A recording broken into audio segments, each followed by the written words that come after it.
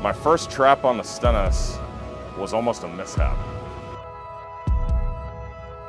They're doing the fly on, first day of flight ops, and he came in, he rolled into the groove, and he hit the wires, and he hook skipped. So his hook skipped right over the arresting wires, but he didn't realize it. He didn't go full power. And the jet, from the plat view, fell off the end of the flight deck under no power. And the room was silent.